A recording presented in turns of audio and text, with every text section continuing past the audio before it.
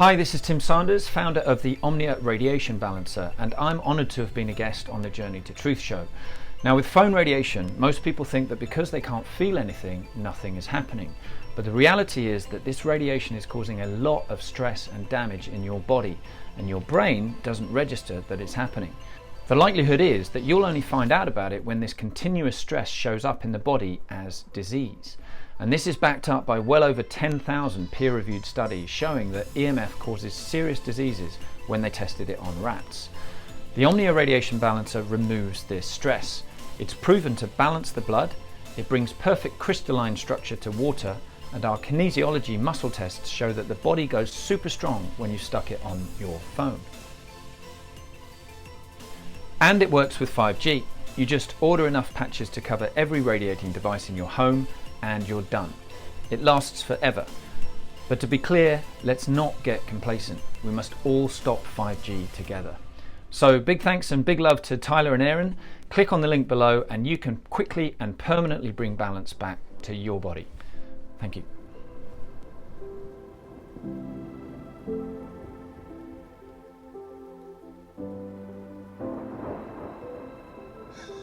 Hey, you're listening to Journey to Truth podcast. Tonight we are joined by Alex Patout. I hope I said that right. Outstanding. Alex is a military veteran. So he served as a third-class petty officer in the U.S. Navy for 2 years. He served 2 years in what? Actually, it was 4 years total. 2 years aviation, and then 2 years as the personal chef. Well, I was getting to that part next. So, and then 2 years in aviation on the flight deck of the USS Harry S. Truman, and then 2 years as a personal chef for the commanding officer of the ship. And then from 2001 to 2005, Alex served in Iraqi Freedom, where he personally witnessed the fall of the World Trade Center on 9/11, which I'd love to touch on if we can. Yeah, sure, definitely. And then following your time in the military, you returned home. I think you did some stuff in the music industry, and you served 8 years in law enforcement as a local police officer. So, there's definitely, and you have an amazing inspirational story to tell. I know you've went through a lot of stuff. I'll let you tell everyone about that.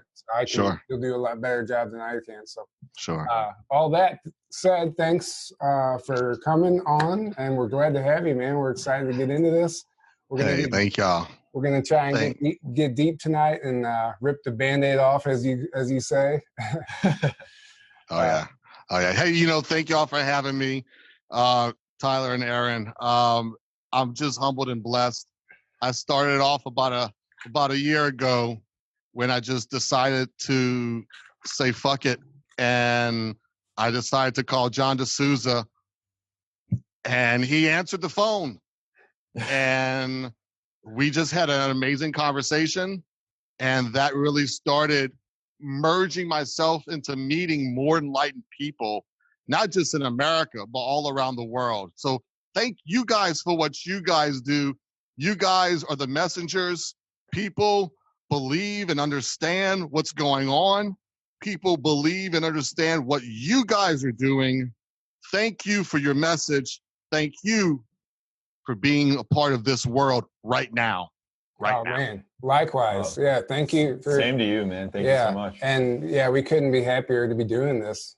It's amazing. It's truly amazing. So I wanted to I'm really fascinated to hear about some of your time spent in the military, as far as any classified stuff that you might have seen. And I know you actually had I don't know if it was a UFO sighting or you witnessed some type of craft while you were on board. Go ahead. So one of the great things about being part of the USS Harry Truman is what Harry Truman stood for, okay? And what Harry Truman did within the secret space program, okay? Now, everything has symbology. Everything in the military has symbology. The anchors on the USS Harry Truman are actually from the USS Forrestal, okay? Because Forrestal was the Secretary of the Navy at the time when Truman was there. Forrestal was also the aircraft carrier that caught fire that John McCain's aircraft pretty much shot a missile and made other aircraft explode, which started one of the biggest aircraft fires in naval history. Being on the Truman and being blessed to be in the positions that I were, started off fueling jets on board my aircraft carrier, then was moved to primary flight control, which if you ever seen Top Gun, when he makes that flyby and he says negative Ghost Rider, the pattern is full, I worked there. That's where I worked. And my job was what's called forward spotter. So my job was watching Catapult 1 and Catapult 2 on board the flight deck. And this was during flight operations. There's a moment before Operation Iraqi Freedom that I can talk about now that George Bush Sr. sat in the air boss's chair right next to me and watched flight operations. Secret Service was sitting on the couch in Pry Fly watching Porky's on TV. To have a moment like this where he was a Navy veteran, but then you learn more about who Bush really was. And just to be in that man's presence for a moment was just awe-inspiring. It was weird. It was awe-inspiring. It was crazy. So in my time as primary flight control, I also became a Knight of Columbus within my church. And this is before I became a Mason, a Freemason. And, you know, the Knights of Columbus is as secretive as Freemasons. I'm just going to say that right off the bat. Right off the bat. And I got to make friends with the lieutenant commander of my aircraft carrier because he was also a Knight of Columbus. And he allowed me to come and hang out with him in his stateroom because where I lived was around 40 men living in a bunk area, very small inside of a ship. And so he allowed me to come hang out and just relax. And one day we were deep in the conversation. This is 2003. And just like I'm talking to you right now, he looked at me and said, UFOs are real. And look, I was a kid that read books about UFOs and Bigfoot and all that stuff since I was like 5 years old, go to the library. Mm-hmm. But the way he said it was like the way no one had ever said it ever before. It was so matter of fact, just like I'm talking to you right now. Yeah. There was a moment where we had a pilot that actually went down. And we actually lost an aircraft and 4 pilots doing operations one time. People think that with all the technology that we have right now, that we can't lose aircraft and pilots off of a flight deck. And I will tell you, the flight deck is considered one of the most dangerous places to work in the world. I don't care how much technology you have.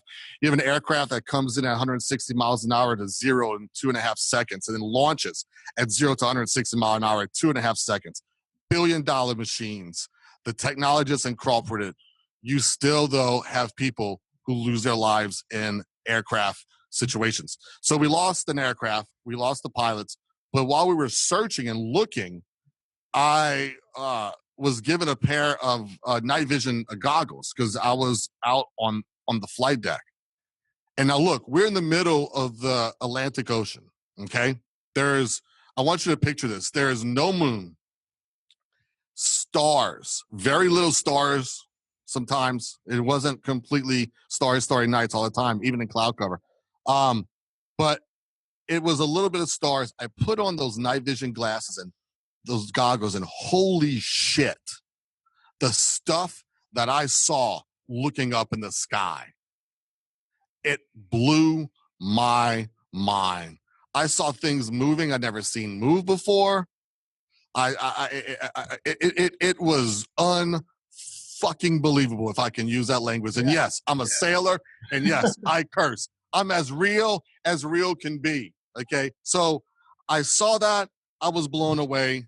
After I left primary flight control, I was asked to become the personal chef for the commanding officer of my aircraft carrier because I would go into the flight officer's galley and kind of make the food taste a little bit better. They knew my family's background in the restaurant business in New Orleans. And so these pilots who were from Louisiana were like, please, can you just go into the galley and just show them how to take off burnt cheese off of the lasagna, just how to just rip it off. I was like, yeah. So I went in there. I wasn't teaching them how to make hollandaise or anything like that. It was just simple little stuff. Well, it made a difference in the flavor of the food. And the commanding officer of my aircraft carrier one day was having a meeting with one of the squadron captains and noticed that the food was tasting better in their galley than in his. And now every commanding officer of every United States aircraft carrier, both the commanding officer and the admiral on board, have their own galley and have their own staterooms. And I'm going to tell you this, guys, those staterooms, if you would instantly beam from one place to another, you wouldn't think you're on a nuclear-powered aircraft carrier that could take down an entire country.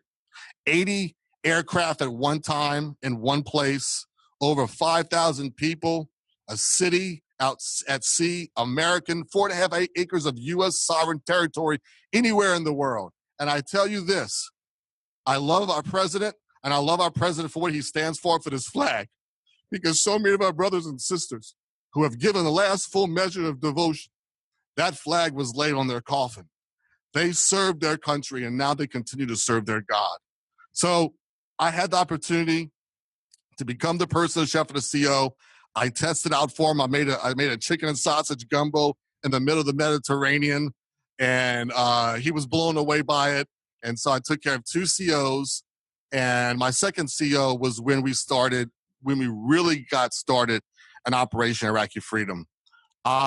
Going back to 9/11, I was still working in fuels. It was a cold morning that day, and we just finished cleaning our berthing area or our housing area where we lived on board ship. And it was about 8:15, and we turned on the TV, and look, we're flipping through the TV trying to find something to watch because we're bored. There's nothing else for us to do. We've cleaned our area. We're ready for inspection. It's inspection ready. And they passed the channel, and it was a building on fire. And I told them, I said, y'all, go back. They said, that was just a movie. I said, they don't have movies on CNN. Fucking go back now. So when we went back to CNN, there it was. And we watched it as the first tower is everything's going on with the first tower. And then we watched the second tower. And then we watched the aircraft, whatever happened to the second tower, whatever happened to the first tower, we saw it happen to the second tower.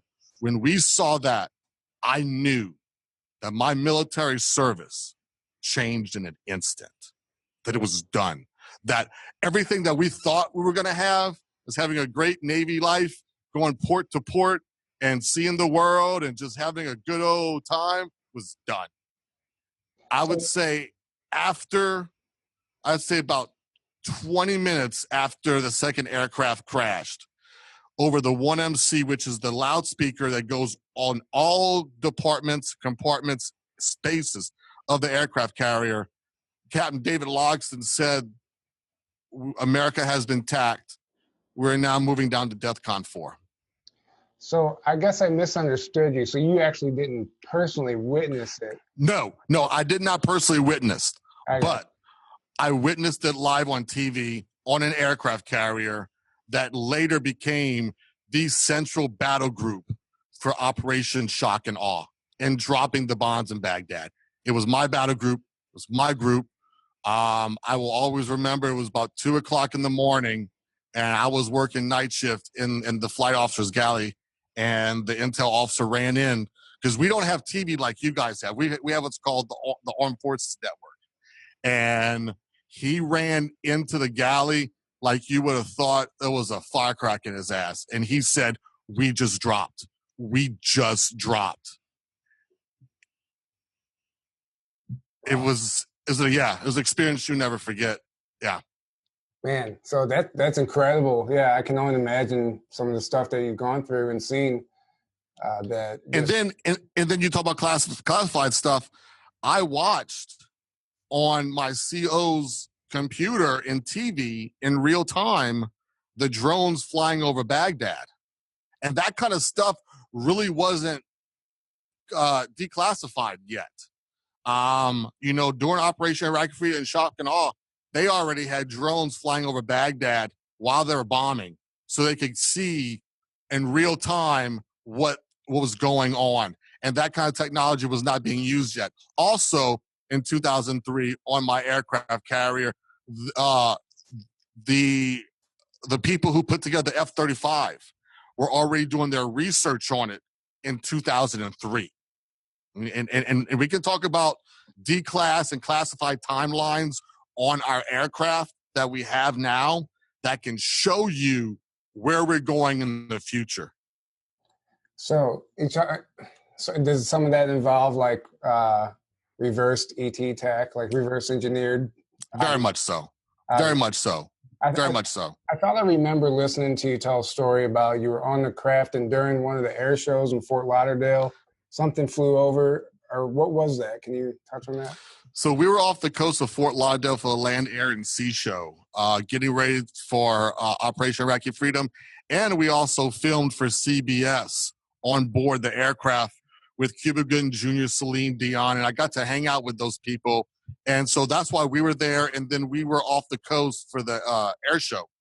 The B-2 bomber was part of the show for the people on the land, but to see from a distance, okay? That aircraft was so low and slow, it made no noise and it blocked out the sun. And to see a black triangle on your aircraft carrier so low to you and have a I was like, holy shit. If this is what we have declassified, what do we have classified? And now, look, we have those videos that DOD has released, okay? Call them, you know, unidentified flying phenomenon or UFO. But my heart of hearts tells me that what that was just having aircraft in the sky to film test runs of aircraft that they already have reverse engineered. It's not aliens. It's not even extraterrestrial spacecraft. That shit we made. We made that shit. Yeah, John D'Souza, Mike Barra, and Michael Sala have all diagnosed that video and broke it down. They've all came to the conclusion that it's most likely an advanced military from a black budget program. Yeah.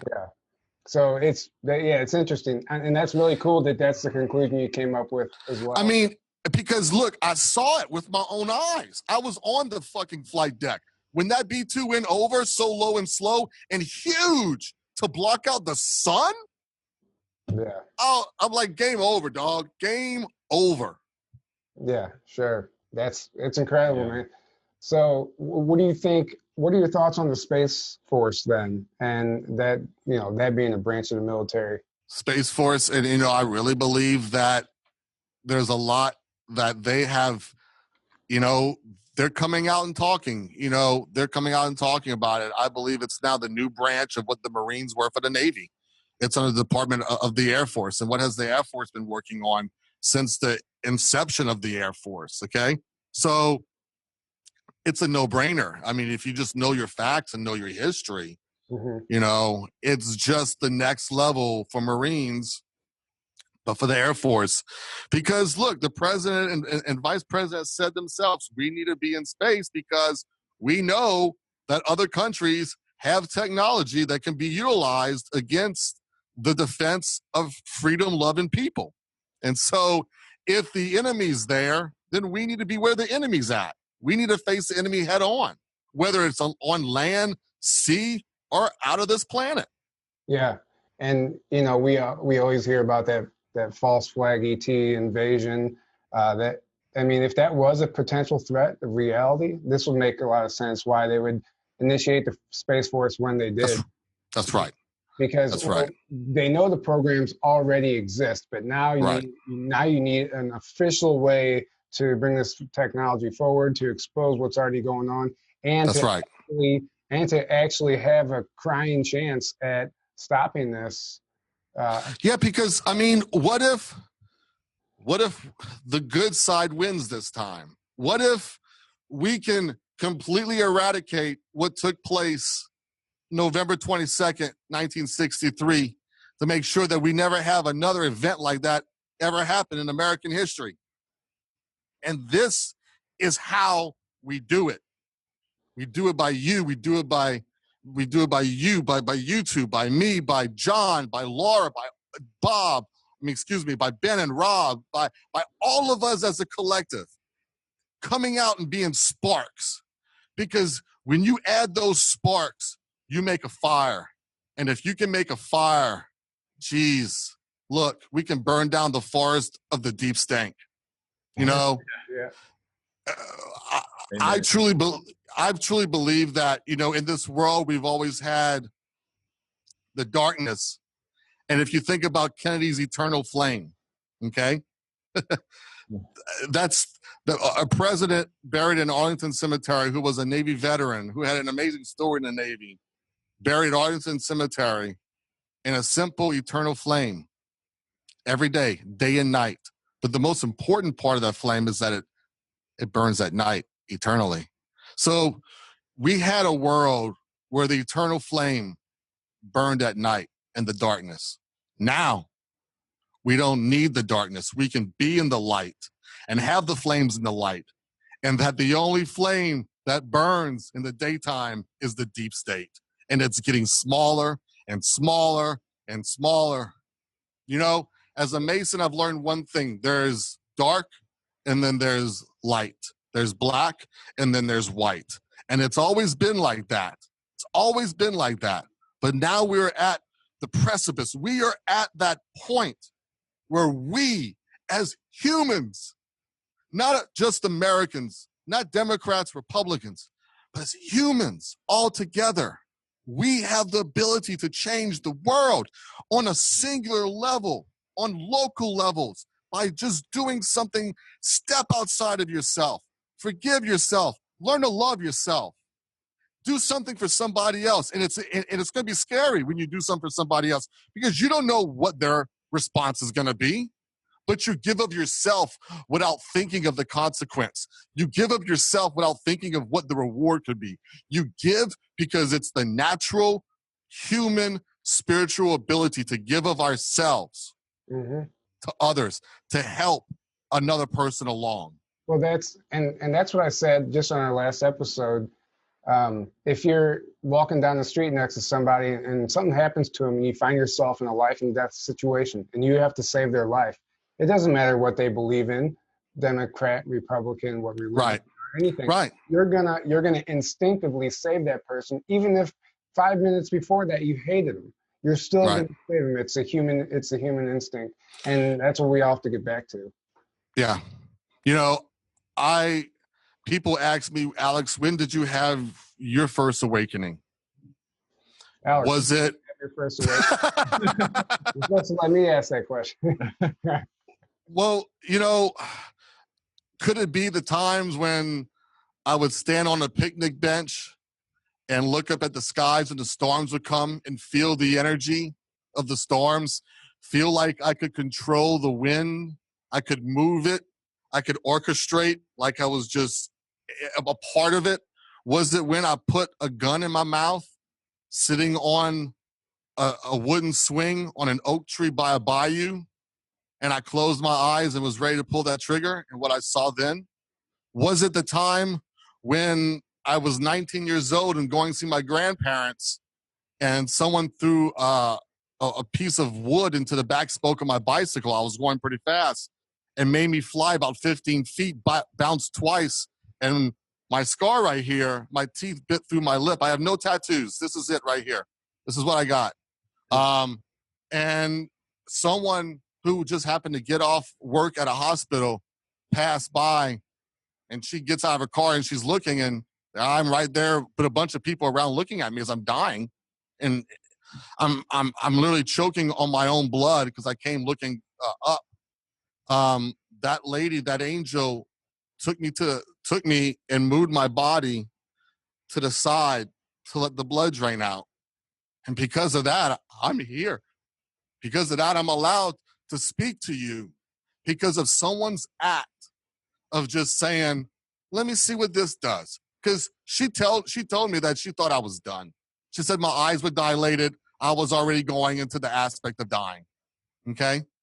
But her making that move to allow the blood to drain out has allowed for me to be able to use my gifts, my God-given gifts, to help other people, to bring joy to other people, to make people go through their trauma in their head again and say, guess what? That trauma's not you. You cannot be defined by what you have been through. You're defined by the heart that you already had before you even knew. The spirituality of the God within that you already have inside of you. That we already can do so much with ourselves that we don't even know about just yet. And they're talking about it now. They're talking about, Laura talks about it, about how much our human body is really, how powerful it really is. Absolutely. Yeah. And it's amazing to think about what we're actually capable of. And it's something that comes up a lot on the podcast. And it's truly superhero level stuff. And, it is. And people will laugh at it that aren't aware. They don't. That's the whole part of the programming. We're taught to believe that we're limited. Right. And and it's so. I want to just how does this tie into the Great Awakening that we see happening right now, and how do you think this virus plays into all that as well?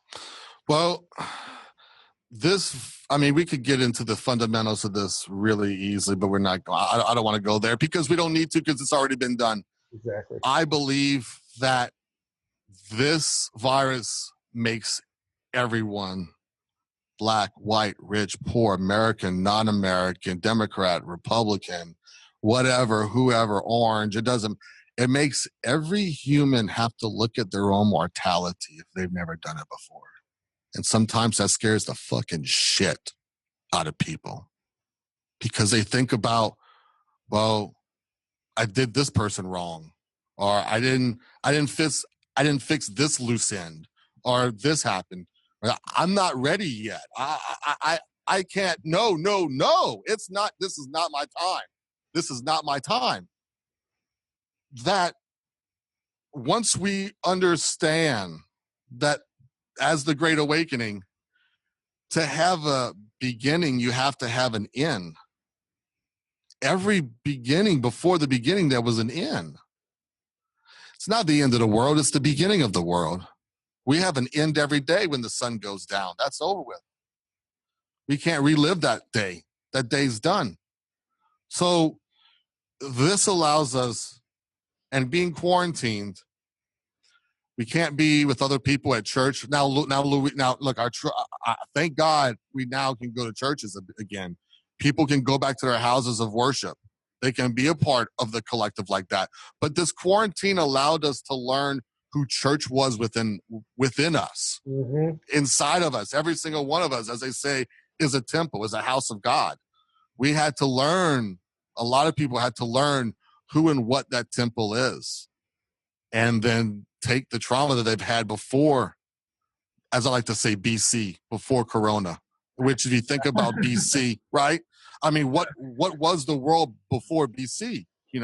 AD, BC, Anno Domini, BC. So I really see this as what we had was BC. It was. Go on. I'm sorry, I didn't mean to cut you off like that. No, I was going to say the world before BC was us taking for granted everything in our daily life, even down to being able to go to church.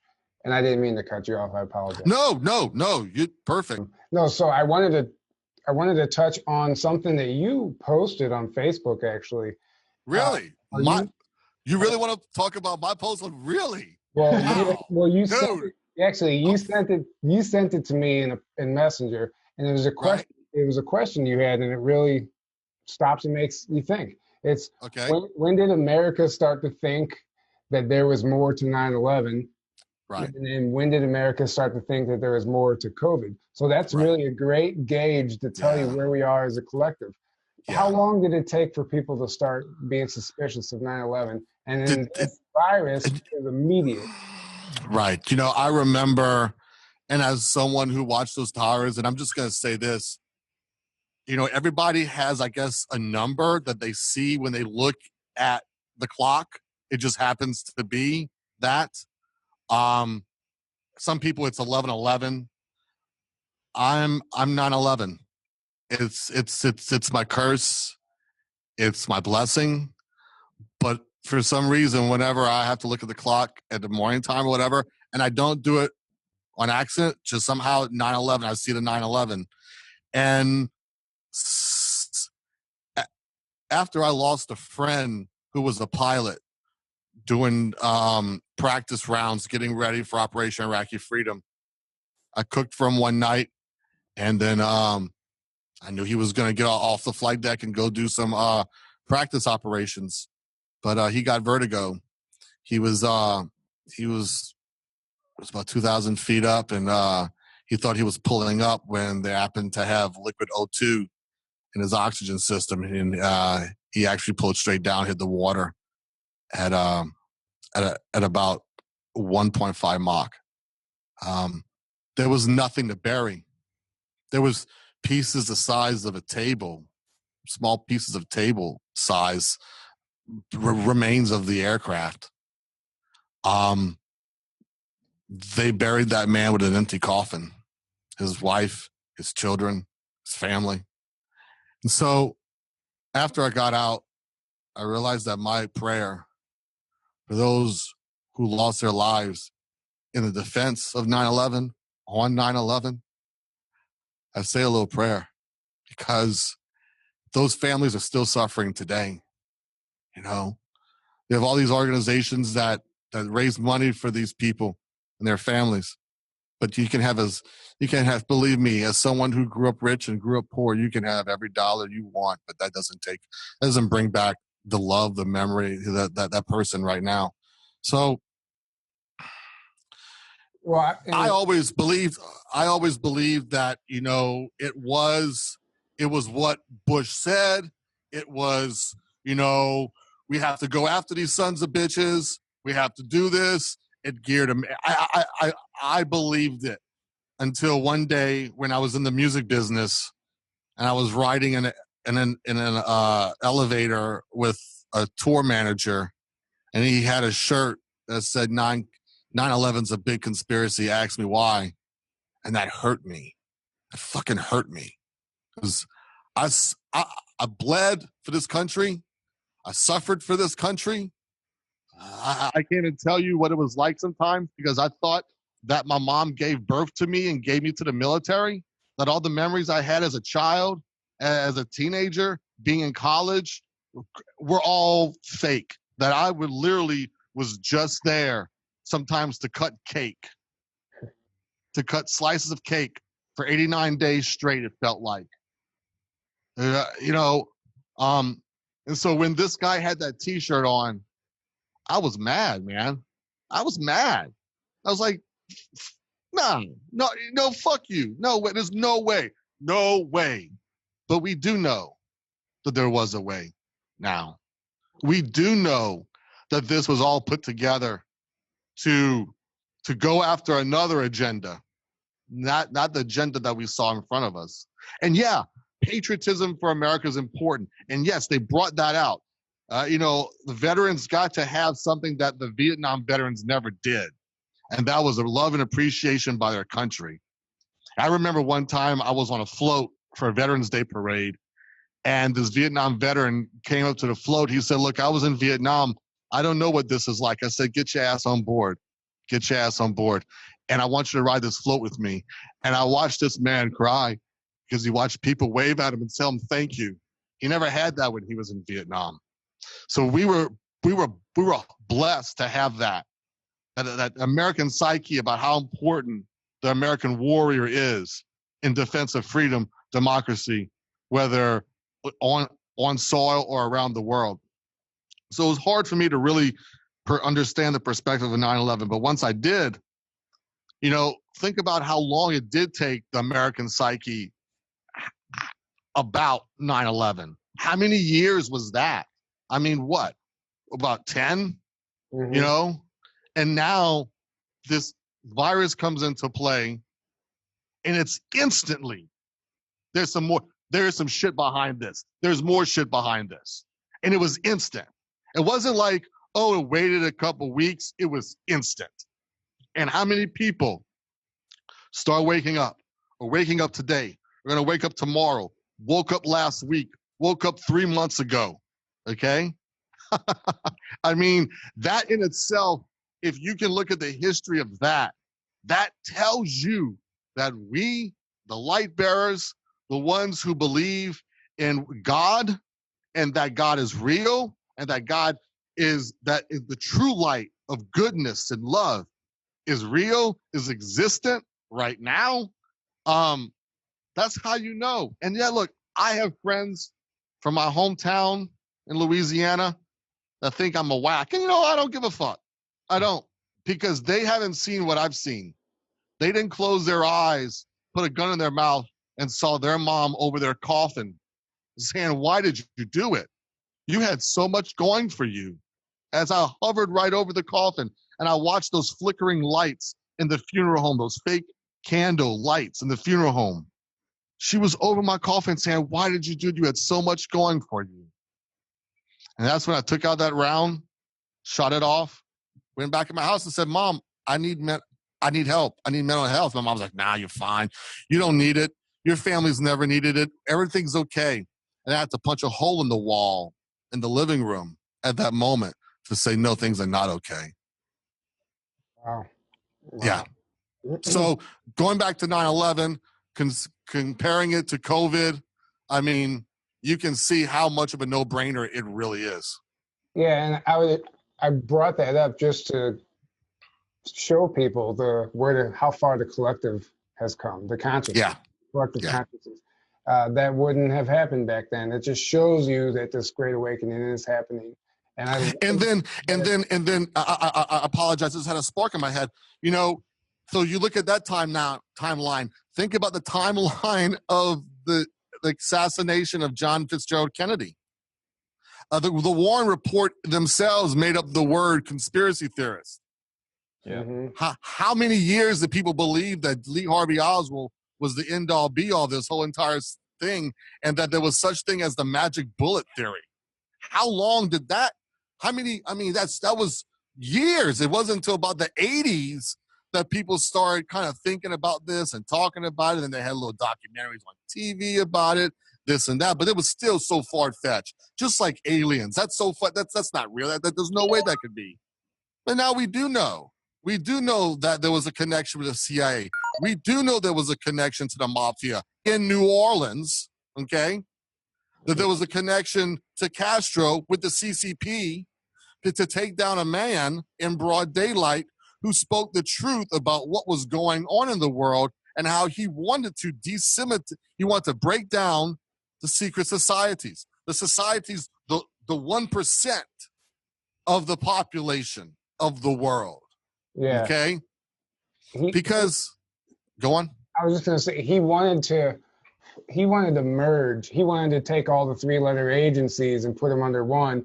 Right. But with accountability. So it wasn't just, they can do whatever they want, which is what they've been doing. And just from some reading I've done, had he got that accomplished, it wouldn't have mattered, because by then things were so compartmentalized, so far that gone. even the people at the top of those 3-letter agencies, they were disconnected from the true knowledge. So had it happened, they still had to stop it. Just this way they can set the standard for the next president. Right. But it goes so deep. If you just start looking into it, it never ends, obviously. Well, I think I can tell you where it starts. And I want to reference when Fox News had President Trump in front of the Lincoln Memorial, or sitting in the area next to where the statue of Lincoln is. Did y'all see that video that I sent that had that orb that went over Trump's head? Yeah. I mean, look, do you know how many? There were tons of people there for that filming. You have your Secret Service, you have families of Trump watching to be there. You have, hey, come on and watch this. It wasn't just the reporters and the people they interviewed and the president. It was a bunch of people out there. And to have something like that went right over his head, I mean, was it planned? I don't know. If we have to remember things, people only believe more of what they see than anything else. I mean, in the New Testament, Apostle Thomas said, Lord, I'm not going to believe you rose from the dead unless I can put my hand through the holes that you were crucified in. And so today's perspective of that is mainstream media, is what they see in front of them. And they believe whatever they see in front of them, a lot of people. But as they interview this guy, an orb goes right over his head.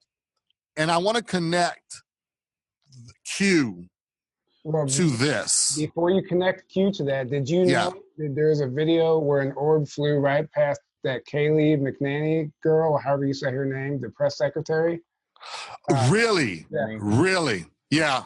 There you go. McEnany? Yeah. I'm sorry, I can't, if I butchered her name, but yeah, there's another video out there, and this one's even more prominent than yours. It's an orb, and it goes and changes direction, and it's an orb, you know. Right. So it's happening. For some reason they're allowing that to happen. You know? And did you notice the color? It was clear. Did you notice how clear it was? Like a bubble clear. Yeah. And that's pure light. That is pure light. If you're about ghosts and apparitions, you know, you look at different things. I've heard Corey Good talk about with the blue light and everything like that. This was pure white orb. It was no other color. Yeah. Yeah. We'll link that. It's incredible. If I can find that, I'll link both of those videos. Please do. Yeah, definitely. So let's talk about how it ties into Q. Yeah. Okay. So Lincoln was the 16th president of the United States. Lincoln freed the slaves, allowed a civil war to end, made sure that it was going to end. Lincoln had gifts, premonitions, and Lincoln talked about these premonitions. Lincoln saw his death. He called it. It's in books. It's in the same books as UFOs. Lincoln was setting up the United States to be a country under God, okay? He was setting up people learning how to love and work together, take away the idea of a black person or minority being a slave, okay? And then he's assassinated. We know that his vice president, Andrew Johnson, was the 17th president of the United States. So there's no memorial for him. So let's put him on a Lincoln. Now, why? As a person who grew up in New Orleans, my father rode in Mardi Gras, and I'm not going to get too specific, okay? But I've learned in my research and what I saw growing up around Mardi Gras. Now, there's a good and there's a bad. There's a light and there's a dark. On Mardi Gras Day in New Orleans, there is one important Mardi Gras crew, and that's Rex, okay? Rex is light. Rex means the king, and that is a very visible parade, okay? No one knows who the king of Rex is until Mardi Gras morning when it's put out in the newspapers, okay? That's been like that since its inception. Now, there's another Mardi Gras crew. It's called the Crew of Comus. It happens to be the oldest of all Mardi Gras crews. It has no parade. It only happens at night, on the night of Mardi Gras, and you never know who the king is. You know who the queens are. You know who the debutantes. You know who the butlers, the dukes and the maids, but you never know who the king is. It's darkness. It's nefarious. There is evidence that the Crew of Comus that I found doing my research that possibly started by the Rothschild family. And if we know through our research of the Rothschild family how much batshit crazy stuff has happened connected to them. In this article, it said that Andrew Johnson was the king of Comus before the assassination of Lincoln, and that he specifically put in motion the assassination. John Wilkes Booth, the person who was assassinated, is evidence that he was also part of crew of Comus and that he was there when this order was given that Mardi Gras night. Wow. Okay. Now, you fast forward to Kennedy, and if anything as like Mardi Gras, there is the mobster connection, the mafia connection to New Orleans. Okay. We can get into the Catholic Church connection to the mafia of New Orleans really simply, but we're not going to do that. I'm just going to keep it this simple, that there is connections declassified of a certain family that came from New Orleans that was part of the go order for the kill for Camelot. Because if you remember, Kennedy was all about Camelot and King Arthur and the Round Table, okay, so that they're everything in the open, you know. And Arthur, if you remember the story of Camelot, of how important King Arthur was and the power that Arthur had, that was John F. Kennedy's favorite play, was Camelot. So how the New Orleans connection, again, with another presidential assassination. You guys saw that picture that was at Ellen's degenerate at her house, huh? Oh, yeah. Yeah. Okay. And you know where she's from, right? Originally. She's from New Orleans. She's from really? New Orleans. Yeah, she's from New Orleans. So, you know, and then it said RIP Q++. And, you know, Eric and Donald Jr., they got their mission. Okay. And we know that Ivanka got her mission, and she does such a great job. She does a great job at her mission. And then there's Byron. So I believe that it's almost like the same situation with John F. Kennedy Jr. Okay? If John F. Kennedy Jr. would not have left the picture, he would have ran for the Senate of New York. He would have won. He would have set himself up to be president of the United States. Okay? You go into the Clinton Foundation, you go into where they came from. They came from Arkansas. What was coming into Arkansas in the early 80s? Narcotics. Yeah. From where? Colombia. Who was running it? Pablo Escobar. They made the movie American Made with Tom Cruise about a guy from Baton Rouge, Louisiana named Barry Seal, who was transporting narcotics from Colombia to Arkansas. Okay? Who was governor at the time? Do you think somebody got paid off? I don't know. Okay? But you can see the building blocks of something very, very dark going on right there. And so I believe that John saw something in Donald J. Trump. You know, with money comes the access to buy knowledge. And as a Mason, believe me, I can understand that. Okay? Your dad's been killed.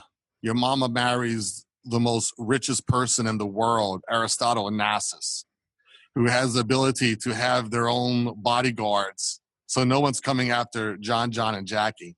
Okay?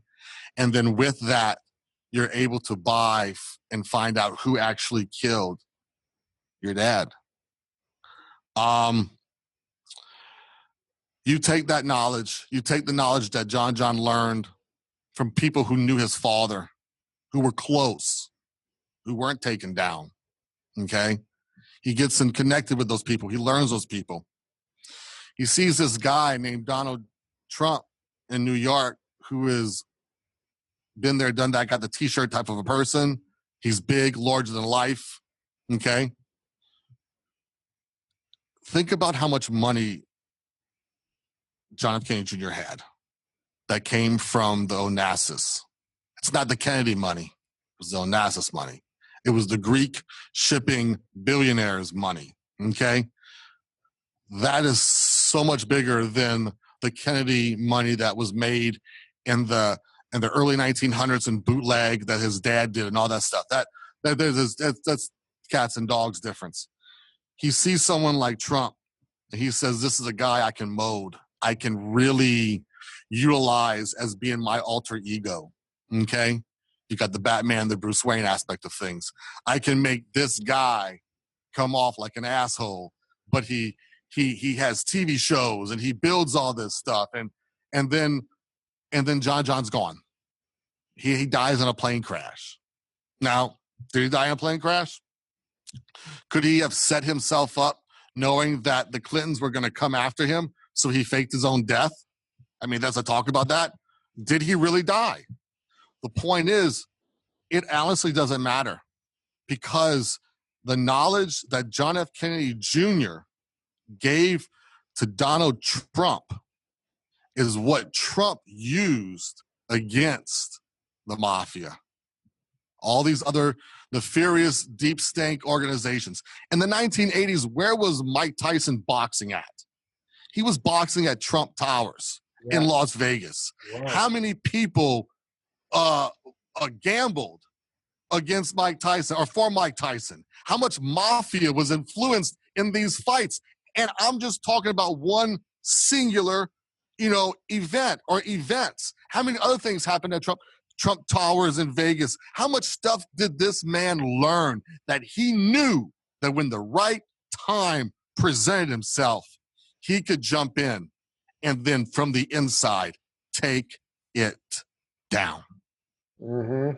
Yeah. That is the beginnings. And look, Q goes into so many other things, but I believe that to understand where you're going, you got to know where you've been. And that's my interpretation for what I feel, and just things, how things have manifested themselves with me. And that's just how I feel about those things. Yeah, and it's no secret. I just watched a video today where Trump says, "I think I can break the deep state." Like Wow. He flat out said it. He goes, "I think we're at a point now where I can break them." He goes, "I came here to take them down," and he just goes. I mean, it was the most transparent I've ever seen him be. He was just straightforward. He wasn't talking in code. He was just laying it down, and it was beautiful. Make sure you guys send me that link later. It was funny, Ben and Rob and you guys with Journey to Truth and Laura and the whole enlightened community have been using that deep state terminology for a good minute now. But I will always remember I was driving in my car and I was listening to Sean Hannity. And when he said deep stank, I was like, holy shit. Wow. He's going to bring this terminology into people that have no idea what it's about. And he's going to build a community of people who are part of that aspect of the conservative mainstream. And they're going to learn about this. And now you have the president, after having all of us and those people on the alliance, bringing it out, putting it out there, that now the president can just blatantly just bring it up like it's just no big deal. You couldn't do that 7 months ago. Shit, you couldn't have done that 3 months ago. Okay? Look at our timelines of how things are changing. If I would have told you 10 months ago that we're going to be living in a new normal and that the DOD is going to declassify alien technology, you would have thought I was stupid. But again, disclosure, Great Awakening, come for the UFOs and stay for the self-discovery. And I really believe that right now we are in the self-discovery period. We have passed the part that if you're still learning about the aliens, that's good and great. Continue doing your research. But the more important thing that you need to learn is yourself, and learn how you are, learn how you operated BC and how you operate now, and learn that, guess what? It's okay to be you. It's okay to have, a background that you're not afraid of. Look how many times that Trump did something stupid or said something stupid, grabbing the peas or whatever. People talk shit. People say all kind of stuff. But is that as bad as someone ripping a child's face off to utilize the adrenaline into the blood so they can drink that and have that energy? And look, if this can't make YouTube like this, cut it. But you know what I'm saying. You know what I'm talking, you guys understand that. What's worse? What's really worse? And then we can go into the emails. This guy is talking about grabbing pussies when we have someone who fucking was a traitor to the United States of America. The end. Well, the end. And that's just it. So the people who are angry at Trump right now, who don't know any better, the thing that we need to remember is that, so the prior presidents, while they appealed to the public eye and they squeezed into that mold and they were that public figure that everybody wanted to be, in the background, the stuff they were doing is the most unspeakable stuff you can't even imagine. So it's flipped. Now we have a guy who's an asshole to the public, to the people, but what he's doing behind the scenes is the greatest thing this planet has ever seen. You have to remember, he is our P.T. Barnum. He is the modern day P.T. Barnum. I'm going to have you watch left hand while the right hand is fucking take you down. He is the greatest salesman we have. He knows how to manipulate. He knows how to market. He knows how to make you look stupid without you even opening your mouth. I mean, Sleepy Joe. I mean, how simple of having just that thought process of coming up with Sleepy Joe. His marketing team, I mean, they've been with him since The Apprentice. He's had the same people, writing it. It's the same group. It's just brought to you by TRUMP. And we're living in a great place in American history right now that we'll tell our grandchildren one day that we were there when America could open their eyes for the first time. Doesn't matter if you're Democratic or Republican, that we're all Americans. And that's what matters. That's what really matters. This land, under God, indivisible, with liberty and justice for all. Amen. It's amen. Yes. And it is America, but this Q is worldwide. This is a worldwide takedown. This isn't just America, but it starts with America. It starts with America. Yeah. That's right.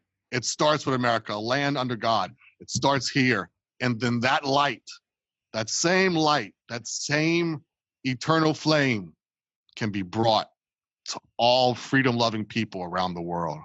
Mm-hmm. Absolutely. Yeah, and there's I just listened to a lady the other day talking, she's from the Netherlands. Mm-hmm. She has a channel promoting Trump and the Q movement from the Netherlands. And she was saying, like, if these people in America could see from our perspective, they would be so grateful to have Trump. The people who they don't understand it. They would be so grateful because they have all the same corruption in other parts of the world. Yeah. They don't have Trump. Their leader is just as corrupt as the rest of the country. So, so it's just something it's just another perspective to look at it from. Yeah.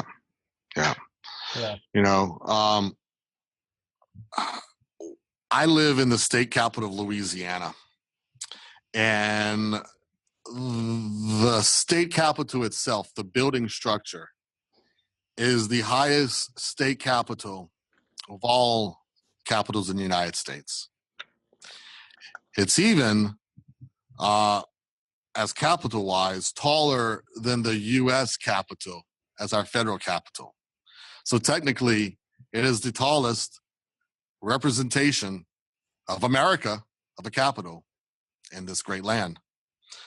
For 3 weeks, at the very top of our capital, the American flag flew ripped. American flag on any state capitol or any state building or any federal building should never fly one day ripped. The sacrifices these men and women have done in defense of freedom, democracy around the world.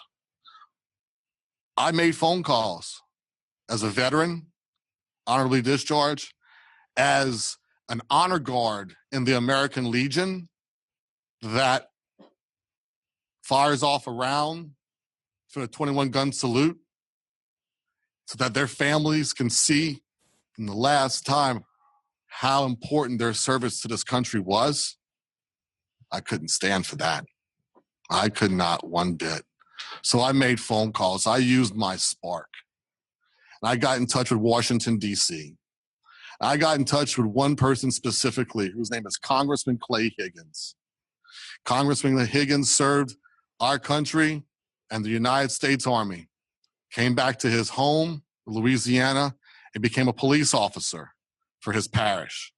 He later became the public affairs officer for his parish, where he called out gang members and said, if you want to kill somebody, you want to rob somebody, come to me. Come on. And he had his brothers in blue all lined up behind him. Said, you want to bring a war? Come on. We're ready. Us brothers in the badge that I humbly wore and so many others, we're here. That, what he did, caught a spark on a national level that people found out about who he was. And people wanted him to run for congressman. He ran and he won. And so when I told my brother that an American flag on the highest capital of this land flew ripped, he was on it. And I will say this, that my brother Clay and Trump, they're damn good friends.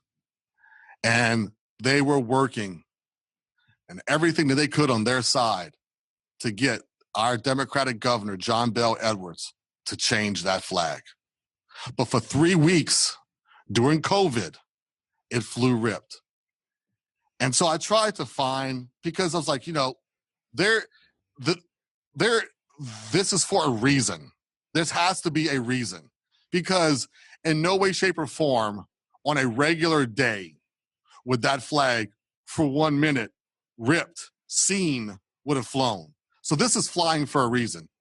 And if y'all remember, Memorial Day was yesterday as we're filming this, and Trump was at Fort McHenry, sorry, I apologize, speaking about the importance of this flag, our American flag, because why he was there was because that flag flew, which made the Star-Spangled Banner written. It inspired it because he saw the next day that through all the bullet holes and the cannons and the ripped American flag, that even though it was ripped, it still flew. That flag has now been changed. Clay and the people in Washington, D.C. brought a new flag, and that a new flag flies high. But for 3 weeks, I really believe that it flew in symbolism of the American people who have died from this invisible enemy, from this invisible virus. It flew just like it flew at Fort McHenry. Proud, injured, yes, but proud and still there. I just want our Louisiana governor to say why. Why did it fly for 3 weeks ripped? And I've had people tell me, Alex, that's no big deal. You don't need to worry about that. That's nothing. But it is something. Because if you worn that flag on your uniform, if you've saluted that flag, if you've watched it drape over a coffin of an American veteran, then you know how important that flag is. When I went on my first port of call, it was in Marseille, France. And growing up in South Louisiana, I learned French culture very well, especially growing up in the restaurant business in South Louisiana. I learned how to cook French food, Cajun food, that kind of stuff. So I thought it was very cool to go to France. But I tell you, when I got there, the French flag flew. And people mobbed in the streets as we were there. People were not happy with us being there in Marseille, France. Us American soldiers and sailors, airmen and Marines, they were not happy. I remember this old lady came up to us, me and my shipmate, as we were there watching this protest happen. And she was that typical French lady that you ever think of, bent down. She had the veil over her and everything like that. And she looked at us and said, thank you. She had her baguette, she had her bread. She said, thank you, because if you weren't here, we would have been speaking German. And she remembered. Wow. Yeah. You know, so when I got back on my carrier and I looked up at that flag at the top of the carrier, I knew I was home. No matter where I was in the world, no matter where we sailed, I was on 4.5 acres of U.S. sovereign territory. And then when we came back from Operation Iraqi Freedom, and I got to see that flag fly on our homeland, the people who are listening to this who are veterans, they know what I'm talking about. They know that feeling. It's like, yes, we get to see that flag again on our home turf. It says everything. It's not just a piece of cloth. It represents so much. And so if that flag flew for 3 weeks ripped, I believe that we should have a good explanation of why it did that. And I will stand firmly as a representation, as the figure that asks the question, Q, question everything. What's the answer? Bravo. Wow. No, seriously, that's amazing. Great work, man. Good job calling them up and getting that flying again. That's really awesome. And, you know, like you said, you used your spark, and that's beautiful. Right. And look, if I can do that, then you watching at home, sitting on your couch or on your computer, or on your phone, in your office or in your car, you have a spark. Every single one of you have a spark, and you already know how to use it. You just can't be afraid. Remember, the darkness is fading away, and light will shine through the darkness. But it takes your light. It takes you to stand up, just like Aaron and Tyler, just to stand up and say, I have a voice, and I want to make a difference. And you can use your voice and still be silent by your actions. Mm-hmm. That's where we go. We go one, we go all. And I believe that we're going towards the light. And it takes the person who's watching this right now. You already know who you are, and I know you can feel it inside of you. All you got to do is just be you and go forward, because there's nothing in the back. The one thing we learned in the military was never go back, go forward. I don't care how small the step is or how big the step is. As long as you're going forward, you're making a difference. You're doing your part. So continue to go forward, ladies and gentlemen. I love y'all so much. Yeah, thank you, man. Amen to Beautiful. that. And with that, we're going to go ahead and wrap this up. Thanks for coming on, man. It was awesome. Yeah. I feel like thank you so much, man. I feel like you're just bursting at the seams with information. So I know you wanted to touch on your YouTube channel, and maybe you're starting a podcast, or you have a podcast. Yeah. So I have a YouTube channel that I started last year. I felt compelled, and I have some videos on it. And I haven't made any videos in a while, but I want you to watch the old ones, and I want you to see how the old ones really can still transcend into what's going on right now. I talk about the Catholic Church. I talk about some crazy shit, because I've seen some crazy shit, and I've experienced some crazy shit. I have my Facebook page. Come like me on Facebook. Make me a Facebook friend. Reach out to me. Tell me your story. Tell me what your trauma is that you went through, that you broke through. Or tell me about the trauma that you're trying to break through right now. Because we're all here. And look, I'm never going to be, oh, well, I don't want to help a person. No, my job as a servant to the servant of God is to be there for all of us. You know, I'm going to tell you all something real quick. Let me just do this. I was named after my father, okay? And he was named after his father before him. Okay, my grandfather.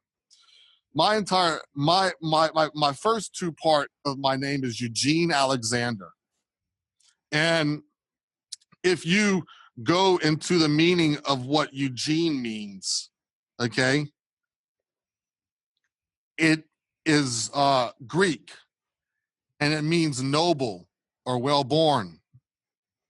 If you go into what Alexander means, sorry, I'm dyslexic, and then on time. Hold on. No problem, brother. Okay, meaning of Alexander. It is Greek and is defender and protector of mankind. I have served in the military. I have served in law enforcement.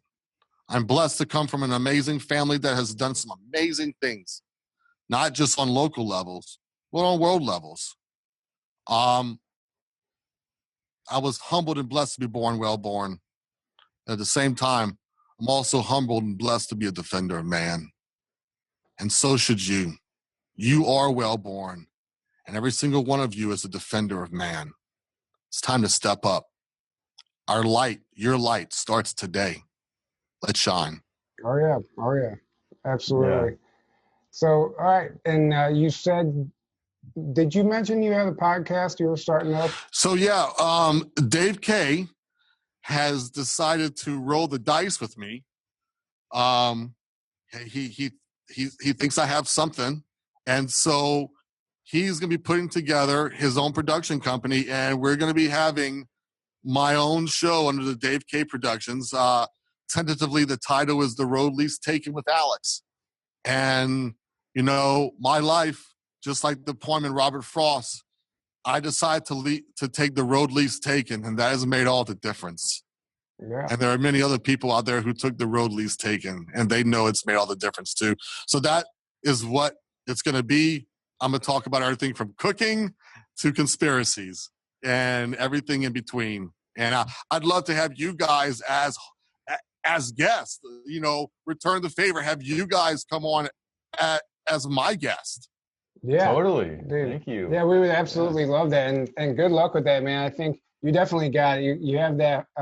You just screaming host, right? Yeah. You can well, look, it's funny. I actually tried to do stand-up comedy once, and this guy said, "Dude, you're not a comedian. You're a fucking hype man." Fucking Mr. Colin like 10 years ago, you know? Oh, that's great. No, man, that's awesome. Real quick, before just a one word answer, what's your favorite dish you've ever made? I like, whoa, you're good. You're being like me. You're turning the tables around. The one thing that I feel I can do consistent every time, knock out of the park, would be like a nice grilled shrimp cream pasta with some fresh pesto incorporated with it. Or we can do a nice classic crawfish etouffee with steamed rice. All right. Or I could just throw on a fucking steak, right? Just a nice fucking ribeye, 22-ounce bone-in, you know, and have it go from there. Send me those recipes. We'll put them in the description. You got it. You got it, guys. All right, man. We're going to wrap this up. We're going to plug really quick. Aaron and I will be at Camp Disclosure in North Carolina at the end of the summer, August 27th through 31st. We're setting up a Experiencers Lounge. We're going to be interviewing people. Everybody there has something to say. They've had experiences, so we're going to, you know, whoever wants to come forward, we're going to film it. We're going to compile video, but we're also just going to be hanging out and just whatever. It's going to be awesome. We're going to be doing a lot of cool stuff. So that's awesome. The link is going to be below as well. So if you want to buy tickets, get them now. There's like 200 tickets. 180 left? 180 left, maybe less than that by now. I don't know. But anyway, just making sure that you guys know about that, and we'll have that information in the link below. So that being said, we're going to wrap this up. Thanks again for coming on. You're welcome. It's been fantastic, man. I can't wait to hear what you got coming up for us. I appreciate it. And y'all keep on the journey to truth, because the truth is the light and it will set us free. That's right. Yes. Amen. Amen. All right, guys. Good night. Thanks for listening, and we will see you next week.